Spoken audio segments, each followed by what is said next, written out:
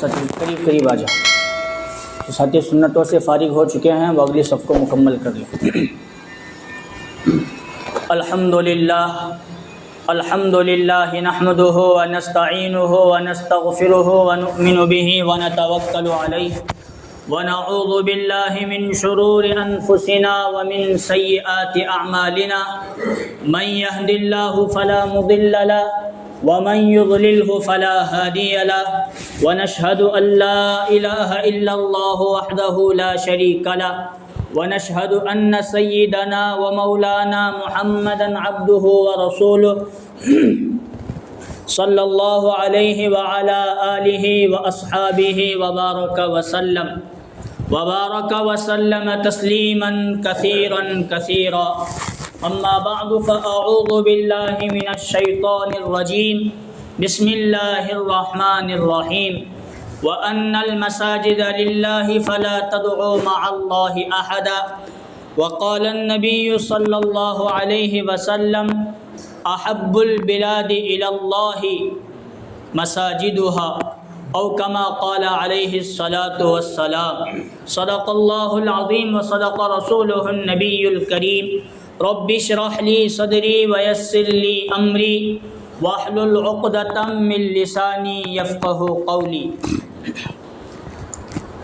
محترم بزرگوں اور عزیز دوستوں، اللہ تبارک و تعالیٰ کا احسان، اللہ کا فضل اور اللہ کا کرم ہے کہ اللہ تبارک و تعالیٰ نے ہم تمام کو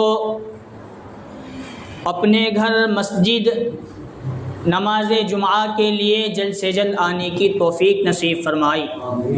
جو باتیں کہیں جائیں اللہ تعالیٰ ہم تمام کو ان باتوں پر ہمیشہ موت تک عمل کرنے کی توفیق نصیب فرمائے.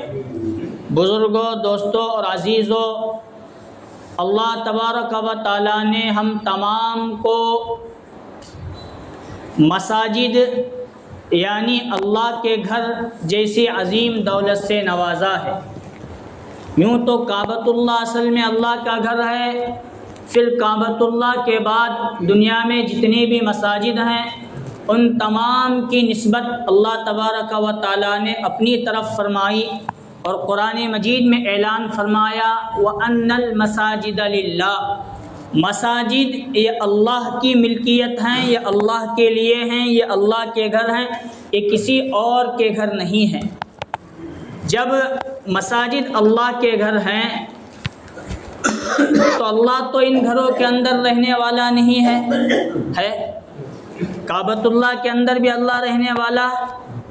ایک عمارت، ایک گھر، ایک چار دیواری، اس کی نسبت اللہ نے اپنی طرف کی کہ اے میرے بندو، تم مجھے دیکھ نہیں سکتے، تم مجھے چھو نہیں سکتے، تم مجھے پکڑ تو نہیں سکتے، لیکن میرے گھر ہیں، وہاں آ کر میری عبادت کرو، ان گھروں کو آباد کرو، ان گھروں کی رکھوالی کرو اور ان کے اندر نمازیں پڑھا کرو، تم میری عبادت کرو گے، گویا تم مجھے دیکھنے والے بن جاؤ گے.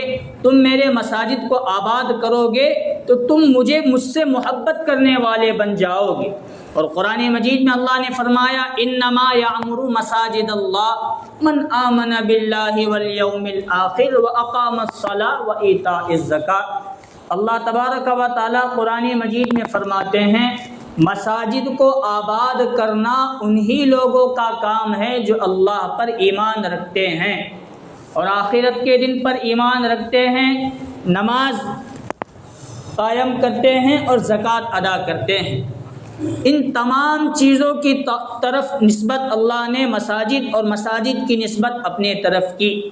مسجدوں کو آباد کرنا گویا یہ ایماندار ہونے کی دلیل ہے، اور مساجدوں کو ویران کر دینا اور ان کو ان کی حالت پر چھوڑ دینا، مساجد تک نہ جانا، یہ ایماندار نہ ہونے کی علامت اور نشانی ہے. عنوان کسی اور کی طرف جا رہا ہے. آج کیا تاریخ ہے انگریزی اعتبار سے؟ 6 دسمبر 2024، یعنی 2024 مکمل ختم ہونے کو آ رہا ہے. اور یہ جو شروع میں 6 دسمبر کی نسبت لگی ہے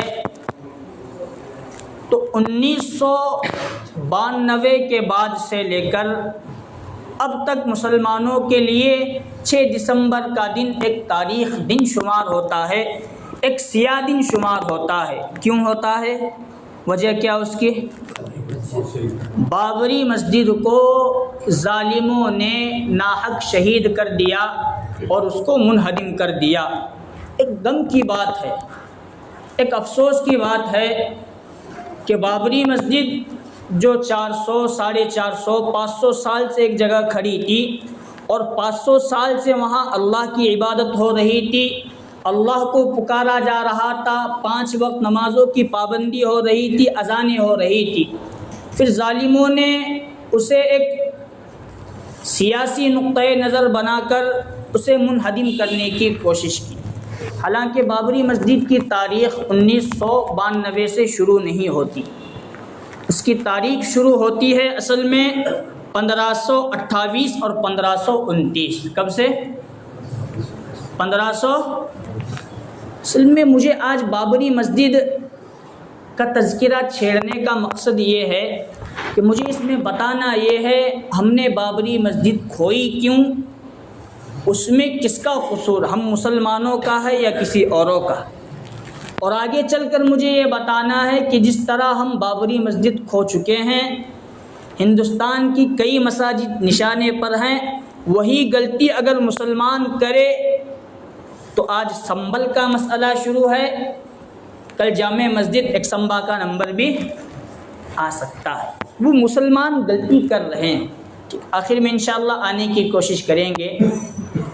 بابر بادشاہ سلطنت مغلیہ کا ایک بے تاج بادشاہ اور بڑا دلیر بادشاہ گزرا ہے۔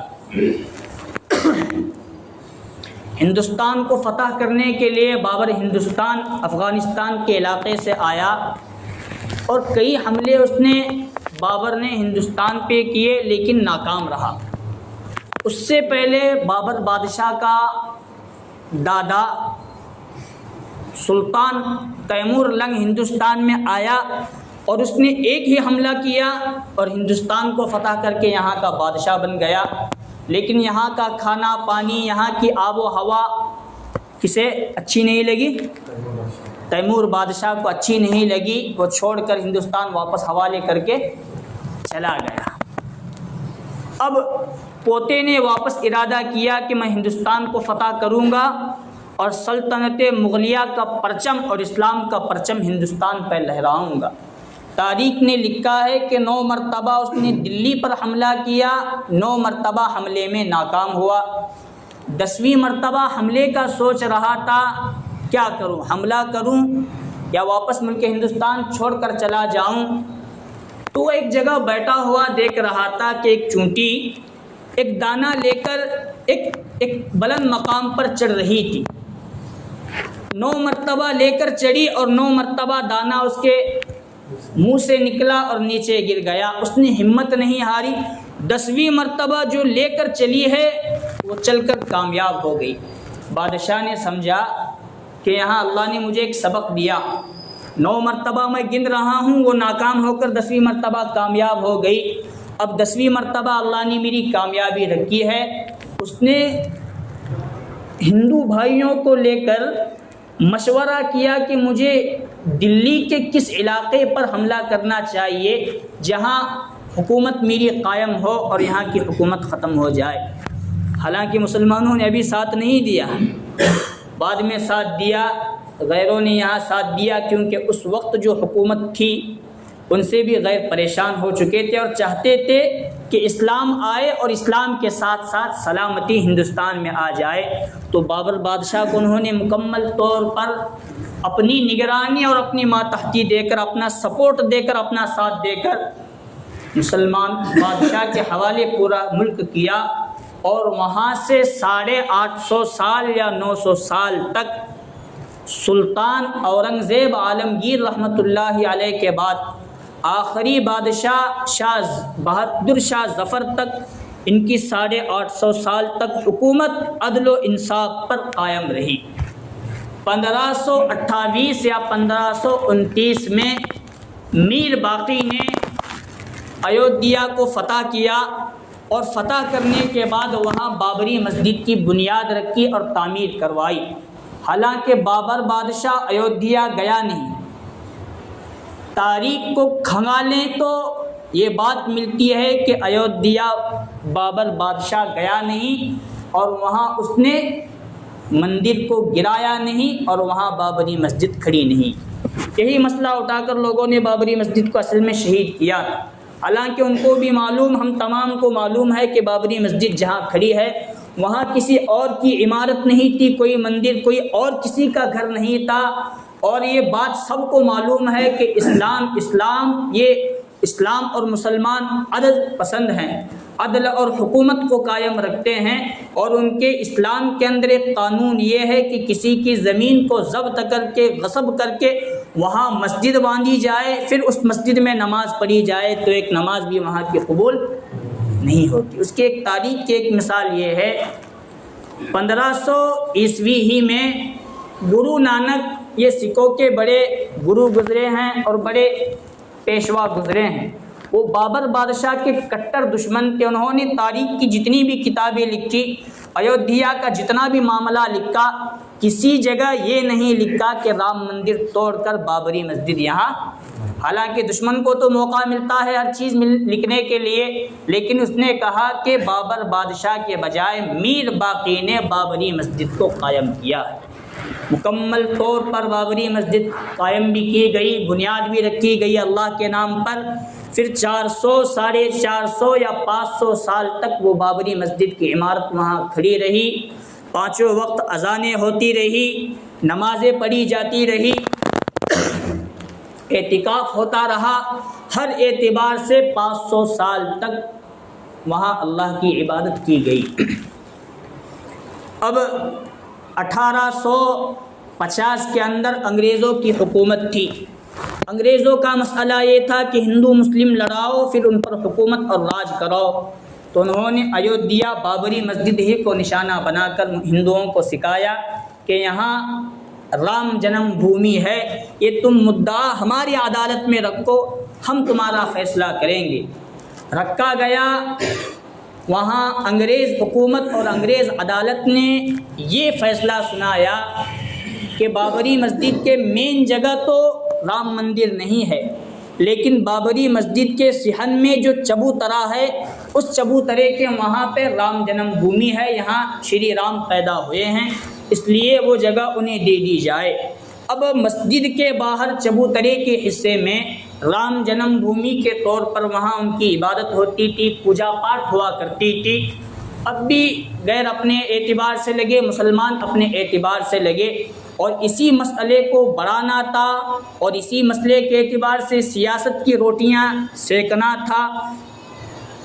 تو 1949 میں واپس پھر عدالت میں یہ کیس ڈالا گیا کہ بابری مسجد کے جہاں مصلی اور ممبر و محراب ہے، اسی جگہ ہماری رام جنم بھومی ہے، ہمیں مکمل طور پر دیا جانا چاہیے۔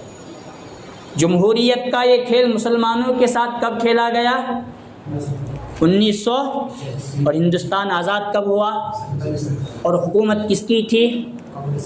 اور ہم مسلمان زندہ باد مرد آباد، اس کے پیچھے اس کے پیچھے، کبھی بی جے پی کے پیچھے تو کبھی کانگریس کے پیچھے۔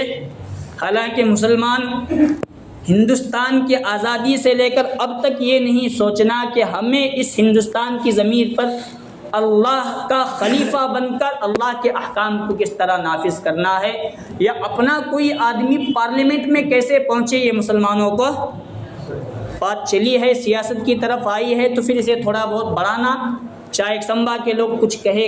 ابھی امتیاز جلیل صاحب کو ہرانے کے لیے 15 سے 20 مسلمان کینڈیڈیٹ کھڑے تھے تاکہ وہ اکیلا نہ جائے، وہ اکیلا جائے گا تو طاقت بڑھے گی۔ یہ مسلمانوں کی حالت ہے، ہم بس غلامی کو ابھی بھی پسند کر رہے ہیں، اور جب تک مسلمان سیاسی شعور کو بیدار نہیں کرے گا، اسی طرح بابری کے بعد سنبل، متھورا، بنارس، ایکسمبا، کئی مساجد اس کے نشانے پر آتے رہیں گے، اور اس کا ذمہ دار کون رہے گا؟ مسلمان۔ پھر وہاں کیس ڈالا گیا 1949 میں، اور اسی وقت رات کی تاریکی میں نالائقوں نے اور ظالموں نے بابری مسجد کے ممبر و محراب پر رام للہ کی مورتیاں اور کئی دیوی دیوتاؤں کی مورتیاں کو رکھ دیا اور کہا کہ راتوں رات ہمارے دیوی دیوتا اور رام للہ یہاں پر آ چکے ہیں، ہمارے پاس اس کا ثبوت موجود ہے، ہمیں دے دو۔ پولیس آئی، وقت کے بڑے بڑے حکمران آئے، وہاں کی زیارت کی، مسجد کو بند کر دیا گیا اور وہاں پوجا پاٹ واپس سے شروع ہو گئی۔ اب مسلمانوں کے ہاتھ سے بابری مسجد اس وقت گئی تھی، اس وقت نمازیں پڑھنے، اذانیں دینے، جمعہ، اعتکاف، رمضان تب سے سب مکمل طور پر بند تھا یا کبھی کبھار کھلی جاتی تھی۔ چلتے چلتے چلتے 1992 کا مسئلہ پیش آیا اور اس سے پہلے شاید واٹس ایپ، فیس بک، انٹرنیٹ کا ترقی یافتہ زمانہ نہ ہونے کی وجہ سے کئی غیر مسلم لوگوں کو یہ بات معلوم نہیں تھی کہ اس طرح کا مسئلہ شروع ہے۔ ٹی ویوں کا رواج لایا گیا اور مجھے اپنے بچپنے کا وہ زمانہ یاد ہے۔ 1992 سے پہلے ٹی وی کے اندر ایک سیریل چلایا جاتا تھا جس کا نام تھا رامائن، یاد ہے؟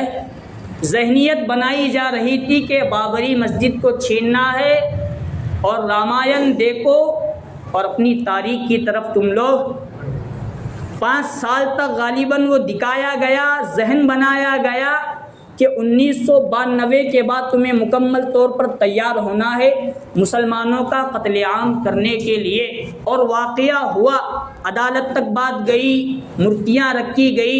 پھر 1992 کے بعد کئی علاقوں میں مسلم غیر مسلم دشمنیاں پھیلی اور کئی مسلمانوں کی جانیں گئی، دشمنیاں ہوئی، دکانیں گئے، گھر جلائے گئے، معصوموں کی عزتیں لوٹی گئی، قتل و غارت کا بازار گرم کیا گیا اور بابری مسجد کو اور زیادہ وہاں سے ہم سے چھینا۔ سن رہے ہیں کہ نہیں سن رہے؟ اصل میں تاریخ پر آ رہا ہوں، مجھے بیان نہیں کرنا تھا لیکن وقت ایسا ہے کہ 6 دسمبر کی نسبت سے اگر اس عنوان کو چھیڑ کر میں دوسرا عنوان چھیڑوں تو شاید تاریخ مجھے معاف نہیں کرے گی۔ موقع ملا، موقع ملنے کے بعد مولانا صدام نہ بیان کیے تو تاریخ شاید معاف نہیں کرے گی، پھر ایسا موقع ملے نہ ملے، اس لیے میں تاریخ کے کچھ باب اوراق میں سے کچھ سطر آپ کو سنا رہا ہوں۔ 1992 کے بعد پھر سن 2010 میں کئی علاقوں میں واپس پھر سے فسادات ہوئے، ان فسادات میں سے ایک فساد تھا بابری کانڈ، یاد ہے؟ وہاں ماحول بنایا ہی رام للہ کے نام پر، رامائن کے نام پر، پھر مسلمانوں کے ساتھ دشمنی کی گئی۔ اور ہمارے استاذ حضرت مولانا حبیب الرحمن صاحب پالن پوری رحمت دامت برکاتہم ابھی حیات ہیں، مفتی سعید صاحب پالن پوری کے بھائی، وہ فرماتے ہیں کہ سن 2010 میں جو رتھ یاترا نکالی گئی تھی، اس رتھ یاترا کی شروعات اصل میں سورت سے ہوئی تھی۔ وہ فرماتے ہیں کہ سورت اس وقت مکمل طور پر بند تھا اور غیر مسلم لوگ یہاں سے یاترا نکال کر چلے تھے، اور ان کا منشا یہ تھا کہ کچھ لوگ جو غیر ہیں وہ ٹرین کے ڈبے میں شامل رہیں گے، ان کو مسلمانوں کا لباس پہن کر ٹرین کو جلایا جائے گا، پھر وہاں سے جو اصل میں کیا نام بولا ابھی میں سورت کا، اور کیا نام بولا؟ گودرا کان، گودرا قریب تھا، وہاں سے گودرا کو جلا کر پھر وہاں سے مسلمانوں کی کئی بستیوں کو ہمیں جلانا تھا۔ ہمارے استاذ فرماتے ہیں کئی مسلمانوں کو یہ بات اس وقت صورت میں معلوم تھی کہ بابری مسجد کا مدعا لے کر مسلمانوں کو جلایا جا رہا ہے اور رتھ یاترا نکالی جا رہی ہے، تو مسلمانوں میں سے اکثریت یہ کہہ رہی تھی کہ صبر کرو، کچھ کر سکتے نہیں، کچھ کرنے کی ضرورت نہیں۔ حالانکہ ہمارے استاد فرماتے ہیں صورت کے مسلمانوں کے پاس مال تھا، کچھ کرنا چاہے تو وہ کر سکتے تھے، کمپلیٹ کر سکتے تھے، کسی طرح اس چیز کو روکنے کی کوشش کر سکتے تھے، دعا تو کر سکتے تھے۔ ہمارے استاد فرماتے ہیں کہ صورت کے مسلمانوں نے اس وقت کچھ بھی نہیں کیا، گھروں کے اندر جس طرح آج ہم بیٹھے ہیں اس وقت وہ مسلمان بیٹھے رہے۔ فرماتے ہیں ہمارے استاد ابھی بھی زندہ ہیں، ترمذی کا سبق وہ اکثر پڑھایا کرتے ہیں، تو وہ فرماتے ہیں میں نے اپنے کانوں سے سنا، انہوں نے فرمایا کہ سورت میں سب سے پہلا عذاب جو آیا ہے وہ غیروں پر نہیں آیا، مسلمانوں پر آیا۔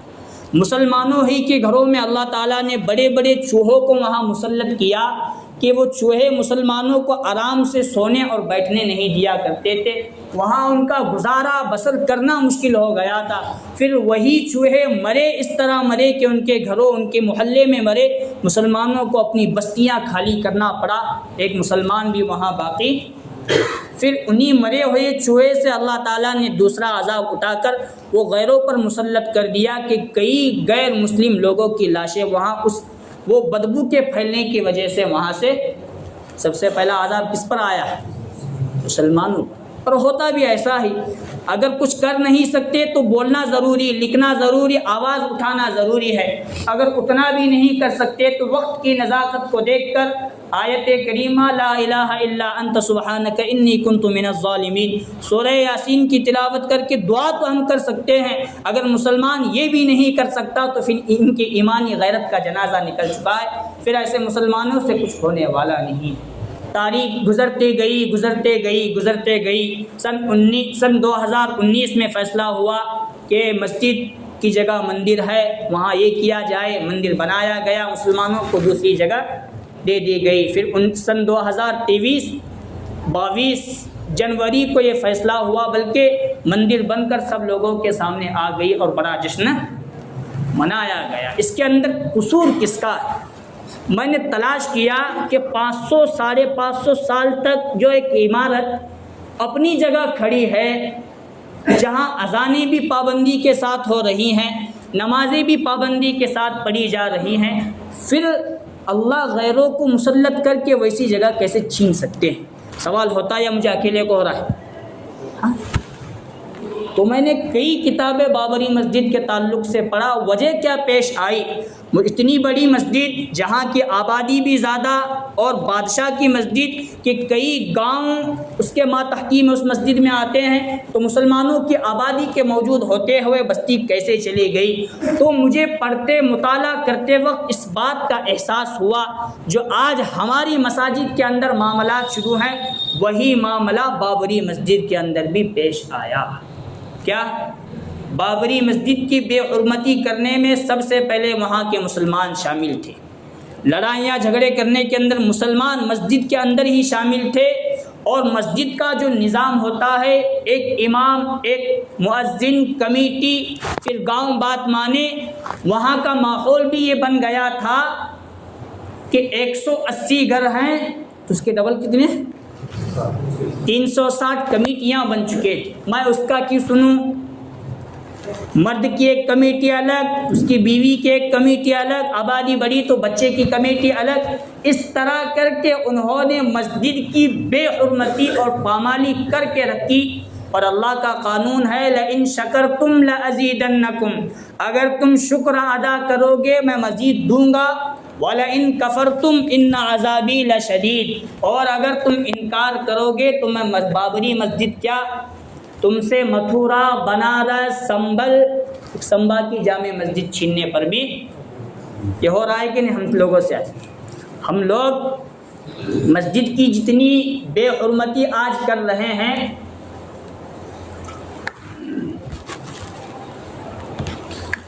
اللہ معاف فرمائے، اتنی ہم لوگ اپنے گھر کی بھی بے حرمتی اور بے ادبی نہیں کرتے۔ موبائلوں میں گانے، موبائلوں میں ادھر ادھر کے دیکھنا، بات چیت ایسے ویسے، لڑائیاں جھگڑے، شور شرابہ، مسجد کس چیز کا نام ہے؟ اب ہمارے ذہن و دماغ سے وہ چیز نکلتی چلی جا رہی ہے۔ اللہ معاف فرمائے، جس طرح مسجد کو آباد کرنا چاہیے اس طرح ہم مسجد کو آباد نہیں کر رہے، جس طرح ہمیں مسجد آباد کرنی چاہیے تھی اس طرح ہم مسجد کو آباد نہیں کر رہے، اور جو مسجد آباد ہونے سے بچ جائے گی، نکل جائے گی، ویران ہوتی چلی جائے گی، پھر اس ویرانی کی وجہ سے غیروں کی نظر اور زیادہ مساجد کی طرف آئے گی۔ ہاں بات یہ ہے کہ کئی بڑی بڑی مساجد ہندوستان کے اندر موجود ہیں، بادشاہوں کے، وزراء کے دور کے، وہاں کے لوگ ہی ختم ہوئے تو وہاں کی مسجدیں ویران ہو چکی ہیں، ان کے بارے میں کچھ کہنا مشکل ہے۔ اللہ کرے اللہ ان کو بھی آباد کرے، لیکن جو اب مسجد ہمارے ہاتھوں کے اندر موجود ہیں، مسلمانوں کے پاس مال آنے کے بعد مسلمان اپنے گھر، اپنے کاروبار، اپنے کاموں کے اندر اتنا لگا ہے کہ صبح کی اذان ہوتی ہے، 1 صف 1.5 صف، زیادہ سے زیادہ 2 صف، اور باندھی کتنی بڑی مسجد ہے، 10-20 صفوں کی مسجد ہے، پھر کیا یہ جمعہ کے بھرنے کے لیے فقط ہے؟ ظہر کی اذان ہوتی ہے 1.5-2 صف، عصر مغرب عشاء 1.5-2 صف، اس کو مسجد آباد نہیں کرنا کہتے، اس کو مسجد کو ویران کرنا کہتے ہیں۔ چلو کام پر گئے ہیں لیکن اکثریت تو باقی رہتی ہے، مغرب عشاء اور صبح میں تو رہتی ہے، وہ لوگ آئے اور اپنی مسجد کو آباد کرے، ورنہ کئی مساجد آج نشانے پر ہیں، اس کے ذمہ دار کون رہیں گے؟ مسجد سے شور شرابہ ختم کر دو، مسجد سے لڑائیاں جھگڑے ختم کر دو، مسجد کو جو ہم ویران کر رہے ہیں اس کو ختم کرو، اور اللہ کے لیے مساجد کو آباد کرو۔ اللہ فرماتے ہیں انما یعمر مساجد اللہ من آمن باللہ، مساجد کو آباد کرنا انہی لوگوں کا کام ہے جو اللہ پر ایمان رکھتے ہیں۔ اس کا مفہوم مخالف اور اس کا الٹا سمجھنا یہ نکلتا ہے جو لوگ بے ایمان ہیں، جن لوگوں کے پاس ایمان نہیں، وہ لوگ مسجد کو آباد نہیں کرتے۔ تو 1.5-2 صفوں کے پاس ہی ایمان موجود ہے، باقی لوگوں کے پاس ایمان موجود نہیں ہے۔ اس لیے اللہ کے لیے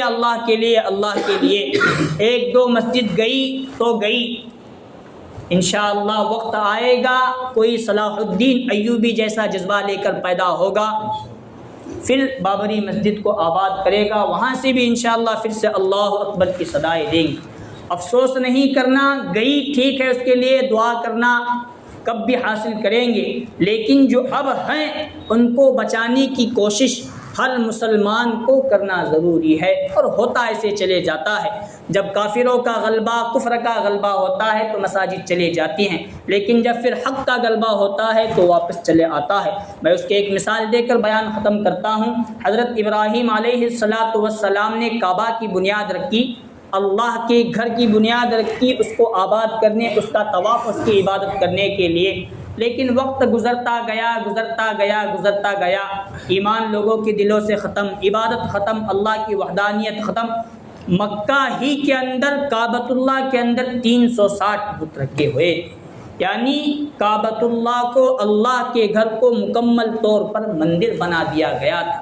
لیکن جب پھر اسلام کا اور حق کا غلبہ آیا، نبی صلی اللہ علیہ وسلم نے فتح مکہ کے طور پر پھر سے کعبۃ اللہ کو حاصل کیا، اسی طرح پھر سے انشاءاللہ ہم حاصل کریں گے۔ لیکن آج ہر مسلمان کے ذمے، بچے سے لے کر بوڑھے اور بوڑھے سے لے کر جوان، ہر ایک کے ذمے یہ ضروری ہے اپنے محلے کی مسجد کو آباد رکھے، ورنہ تم لوگ اسے ویران کرو گے تو یہ عمارتیں، یہ مساجد کسی اور گھروں کے اندر تبدیل ہو کر رہ جائیں گی، اور اس کا ذمہ دار کون رہے گا؟ مسلمان۔ اللہ تبارک و تعالیٰ سے دعا ہے، اللہ تبارک و تعالیٰ ہم تمام کو مساجد کو آباد کرنے کی توفیق نصیب فرمائے۔ اللہ تعالیٰ پوری دنیا کے تمام مساجد کو آباد کرنے اور اس کی حفاظت کرنے کی توفیق نصیب فرمائے، آمین۔ وآخر دعوانا الحمد للہ رب العالمین۔